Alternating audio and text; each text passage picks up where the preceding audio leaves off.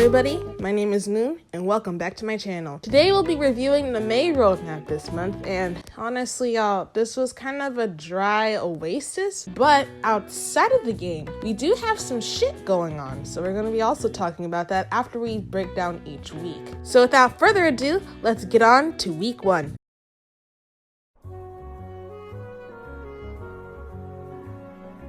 For the first week, we have the Pacifinos. Change my state of mind.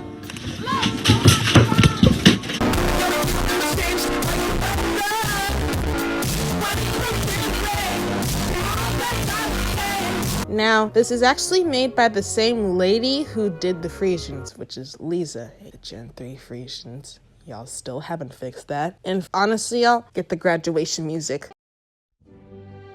Lisa, your ass has finally made an actually pretty good horse. Good job. Honestly, this is probably her best work compared to the other breeds she's done so far. Could it have been a little better? Yes. But for the most part, this is actually a fairly solid horse. Only things I would mention is sometimes with the 3 split strands in the tail again can look a little fucked up, but this is a little subtle-ish. I wish it was a little bit more subtle, but what can you do? And I also feel like with the special move and the special gait, it can look a little stiff. Sometimes in the normal gaits it can also look stiff, but for the most part, it's pretty fairly solid, so good job. We also have more dressage tag added, which once again, they're backing you up into a wall to buy the other Gen 3 horses, since you know, they should have at least just waited until they got all of their fucking Gen 3s being able to wear this tag. Just saying. And also in general, I feel like these colors are kind of just pretty damn basic for the most part. But yeah. And then we also have the other batch of Windfells returning. And then the final thing is just a bonus shop item, which that is really fucking it. Overall rating I would give this, honestly, this was very horse heavy. Yes, we got a pretty solid horse breed. In terms of content though, we don't really have much, so I'm gonna honestly give this a fucking 5 out of 10. Yes, we do get a pretty solid new horse breed, but we once again have another reused horse sale and then dressage tack that basically is trying to get you to be more impatient and force you to get this dressage tack and get yourself a horse that can actually wear it. Dear God. Now, y'all, I am being honest when the in-game portion of this whole May roadmap is very dry. It is dry. So to combat that, we're going to combine weeks 2 and 3, because honestly, they're both racing related. Let's get on to weeks 2 and 3.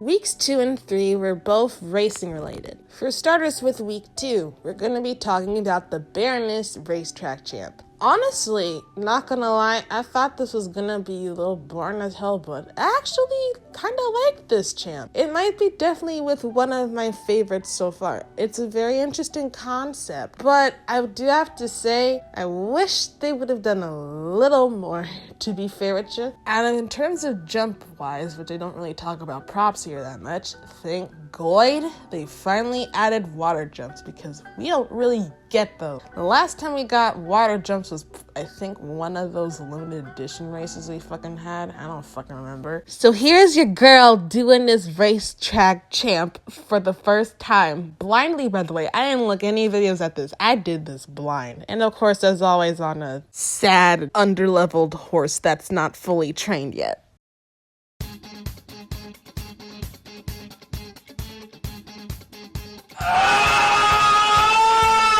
I am perplexed!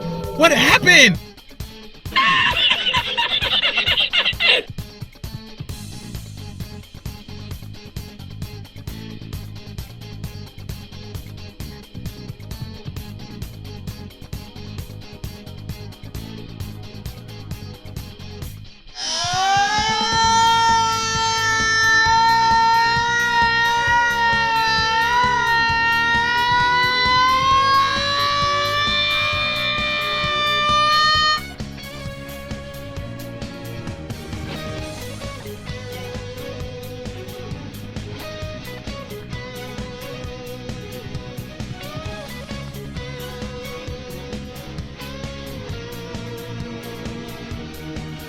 Bye, bitch.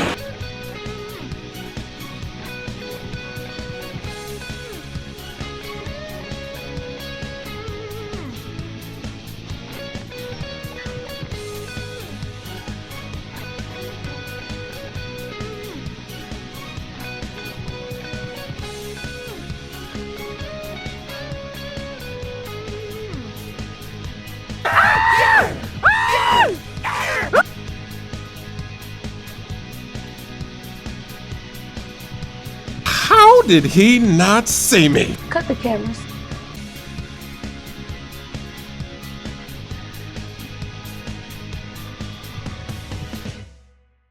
Besides the champ, we do have discounts on a couple of breeds. Because you know why? Because we have that Guillermo dude here again. And she has Jesus fucking Christ. Which, once again, ladies and gents, it is not worth buying a fucking horse for this. All you do is just do a race and that's it. It's not worth it. And then we also had a price drop on the Halflingers because Gen 3 version is gonna come in June. Which, oh boy. And then unfortunately, we have to pay our respects soon because some Gen 1s are going to be also once again assimilated. So let's pay our respects to the Gen 1 Shinko Teague ponies and the Gen 1 Westphalian that still hasn't been updated to a Gen 2 or Gen 3. Please have a moment of silence, ladies and gents and non-binary buds.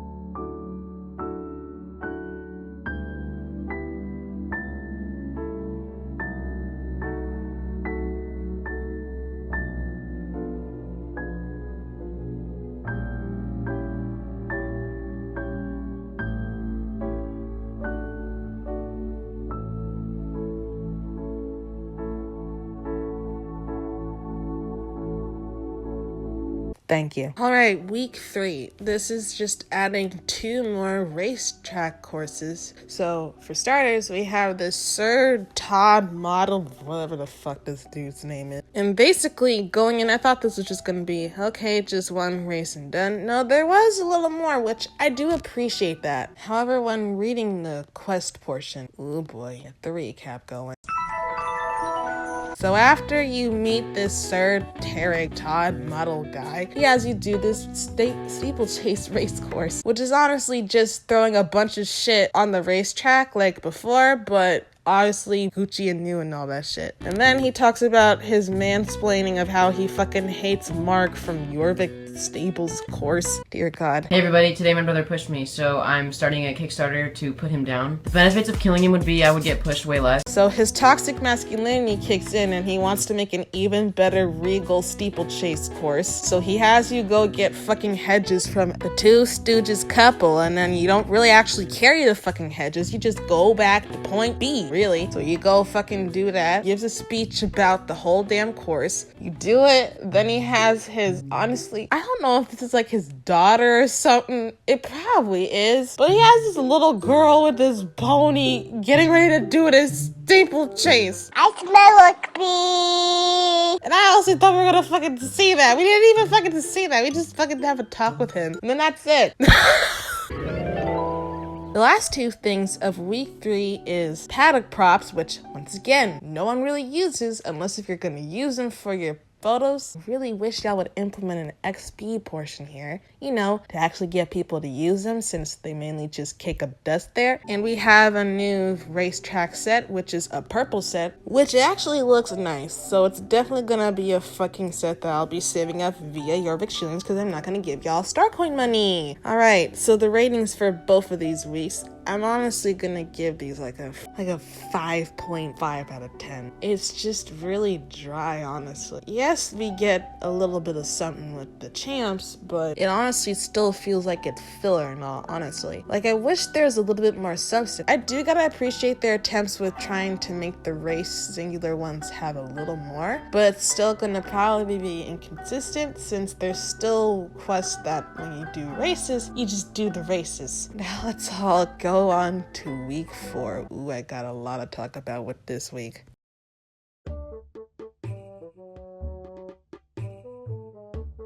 Hi, we got week 4. For starters, before I get into the recap of the quest that's here this week, we're going to talk about the fact that we now have a creative function to change from day to night, like we're fucking in JoJo's Bizarre Adventure or some shit. And then we finally have the new purchasing window, which, as y'all know from the last time that I spoke up from the last roadmap review, that from what I saw from other people's screens, I love the screen a lot, because since now we can actually fucking see the gates and animation, we have now added some new added shit. We do have a thing telling us whether or not we own the horse, and we also have the fact that we can now rotate the fucking horse.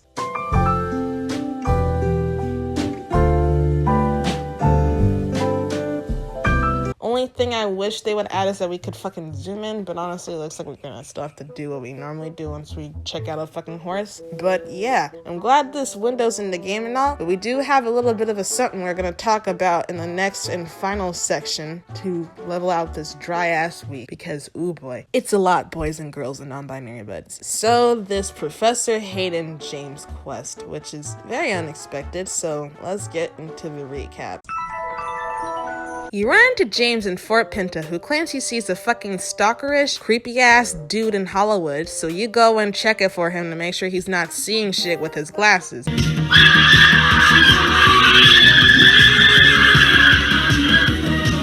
And you run into Professor Hayden, which is actually the dude that James saw. Turns out Hayden is actually researching these infested Hollywood trees that are covered in fucking bugs. But the bugs he was studying has decided to fucking escape, so you're now in a tasked almost 2-minute race to just go around in fucking circles to get the fucking bugs, only to grab them once the race is over. Fantastic. After you return the bugs to Professor Hayden basically tells you that he's not gonna fucking leave until he's done studying and researching on the fucking trees. So he has you tasked to go and fucking get ingredients to make this fucking infesticide spray in hopes to actually help the fucking trees of Hollywood. So first you go to Harold's ass. You remember Harold? No. He's the Muffin Man from before. Anyways, you go get to him so you can get some oil and fucking soap. So first he tells you that he has oil, but he just doesn't fucking have a bottle for it. So you just go borrow a bottle from Bonnie's recycling simulator. And once you give him a bottle to put the oil in, he tells you he doesn't have any soap. So he tasks you to go all the fucking way to Firegrove and talk to Felicity's ass. Which, on a side note, how has he fucking washed his hands and shit? Alright, so Johnny has 19 bottles of dish soap and gives Gina 6. How many bottles of dish soap will Johnny have left? 6! I'm not even giving her 1. She ain't pitching for none of this. Hey, Gina, step your ass back. Hey, Johnny, give her the dish soaps. It's in the problem. I can give her some, because I seen her picking her nose earlier. Yeah, I seen that, Gina. You ain't slick. Disgusting.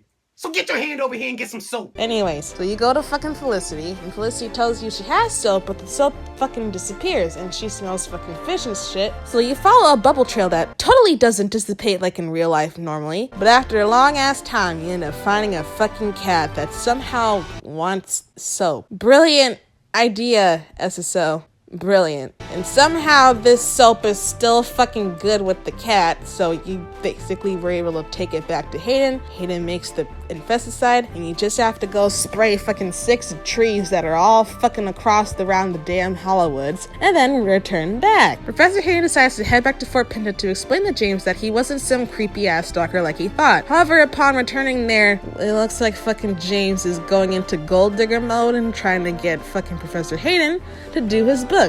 Oh, what's that?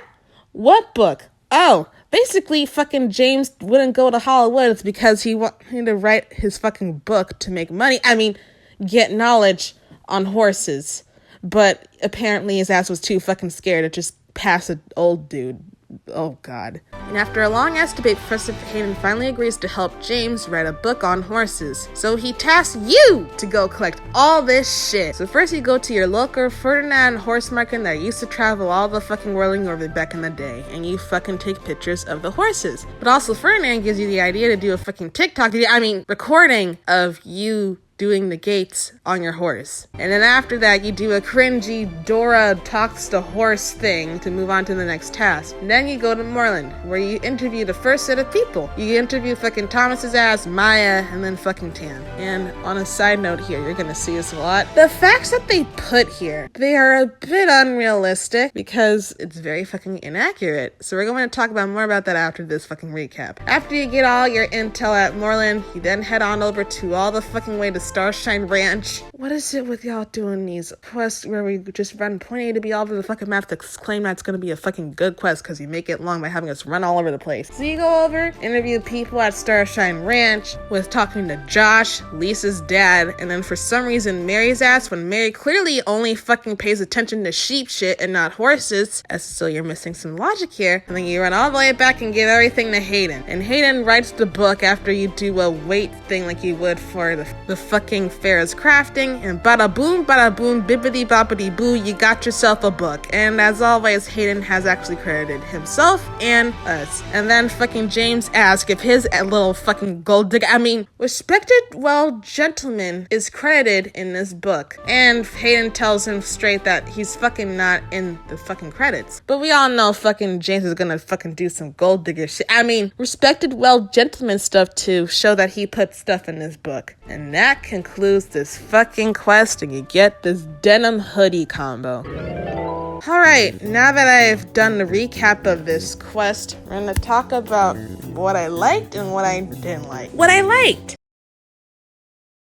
Not that much, as you can clearly tell. Once again, this has kind of just been like the other side quests that we have been getting. I do love that they're trying to incorporate more characters into their side quests. But once again, when we get into the cons, dear God, I also do gotta appreciate that they are trying to at least have us interact more with our horse, because we honestly don't really interact with our horse more, besides using it as a cosmetic item for our clubs and pictures and all that jazz, and just buying it with our fucking store coins and train them to max, and then having them kick up the dust and not really do much with them. We don't have any bonding system, thank you very much. But I do appreciate little stuff like this in quests. And now the things that I don't like. It's basically like Marley's and whatever fucking side quest we got, where we have to go all the fucking over the place of Jorvik to do this quest. I do gotta say though, for starters with the race, it was just running around in a circle for these infesticide bugs. And on top of that, they just added random ass obstacles to make us just jump over them or just go over there, which,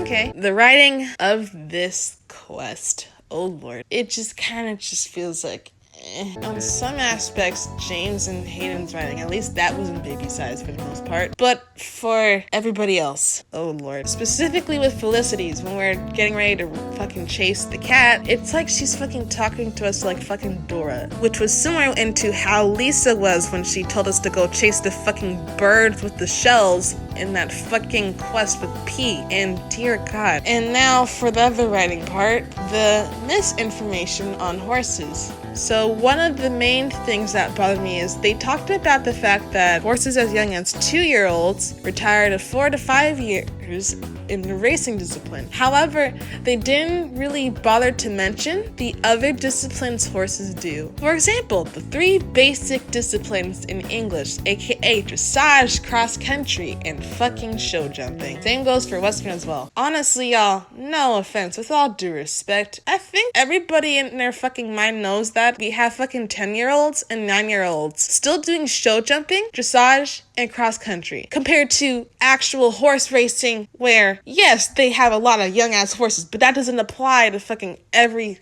horse discipline. I wish there was a little bit more clarity on that, especially since it's supposed to be a quest where it was supposed to be one of those where you get to learn more about horses. So I also question if SSO really does take account of their research when it comes to this stuff, since once again they kind of just put in stuff to make it a quest and shit. But I do wish they would at least fact check their facts before putting it into a quest.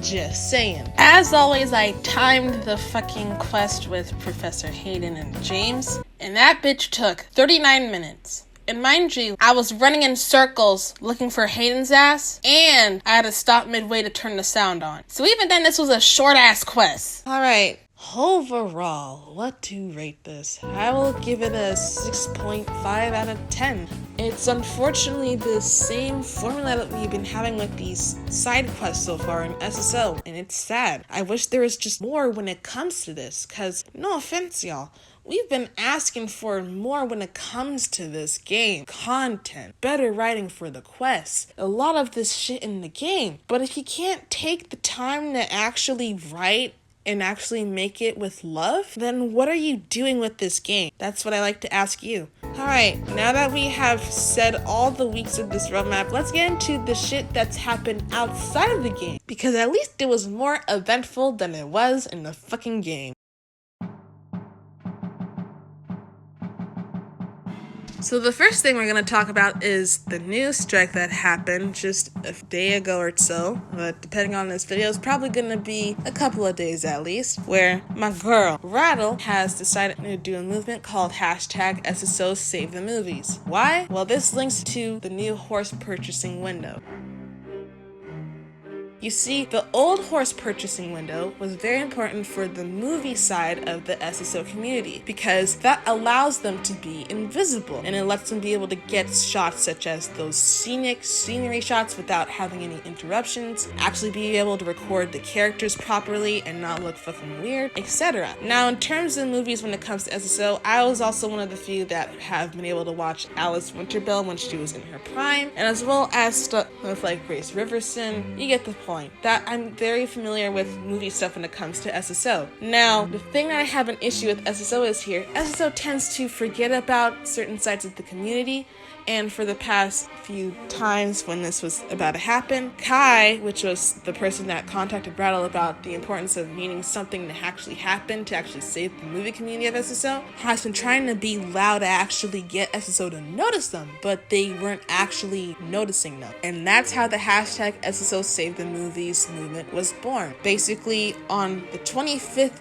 of May, me and other people have went on to social media platforms of SSO and basically gave the hashtag as well as reasons, or just put the hashtag there, on why we are doing it and why they need to at least address this issue when it comes to creativity in SSO. Cause y'all, SSO has been here almost now 11 years in the world and we still don't have a first person view camera. Like, what the hell? We also don't even have an in-game recorder, which by the way, other MMOs already have. Come on, SSO. You need to fucking jump on the train. And the reason why we also did this was because, one, remember the SSO dressage Sandline scandal? If they can do that, they can sure as hell do this. And oh boy, did it deliver.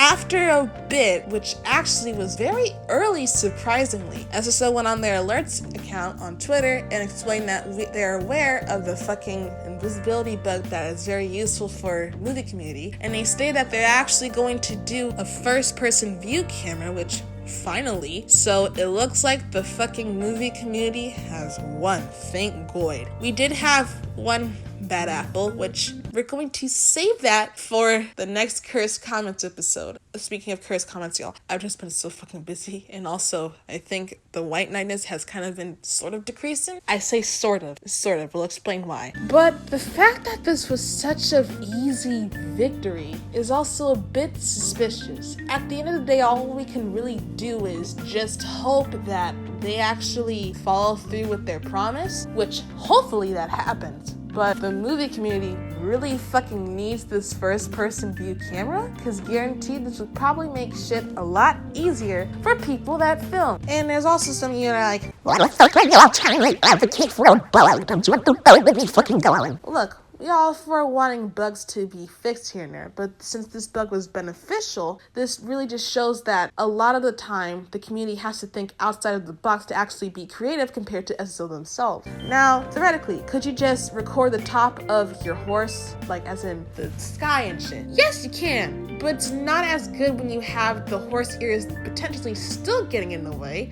or if you try other bugs, not everybody can access those bugs, or the other methods just fucking doesn't really work due to subtitles and etc. So that's why they really need an invisible bug and that sort of shit. Overall, this was once again another successful movement. So with that being said, let's move on to the final topic of this roadmap. So we have a little bit of a controversy when it comes to SSO's tech stuff, right? Well, we have something that's about to make this whole worse. SSO decided in week 4 of the roadmap to add this new anti-cheat, which is Game Guard. To further explain what Game Guard is, it's a well-known anti-cheat by Inca used by a lot of MMOs, but not in a good way. The description of what it does sound like it would do a good job, but when it comes to SSO, people have already been crashing more frequently with network errors, being able to load the startup of the game but not actually play. Linux users haven't been able to play because this is only compatible with Windows and not Linux. Reshade's now affected because it's not going to confuse it as an actual cheating thing when literally SSO let us use Reshade apparently, but now we can't, and more. Literally, it's already only just been 1 or 2 days, and we already have a bunch of shit breaking. Dear God.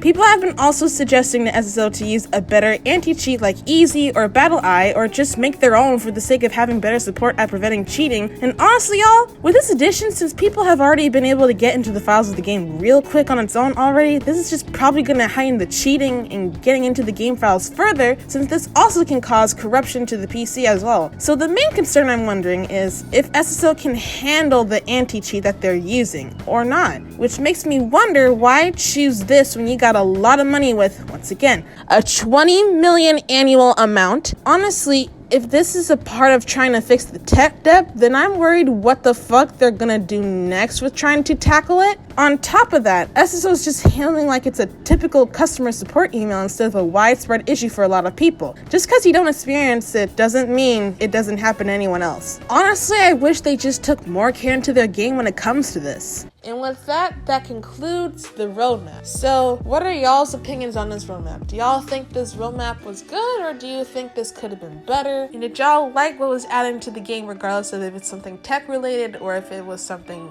content related, so to speak? All we can hope is for the next roadmap for June with the Rainbow Festival to supposedly go well and actually be more entertaining, but I feel like it's really not going to be, but hopefully it does. So with that being said, thank y'all so much for watching, and I'll see you all next time. Bye-bye!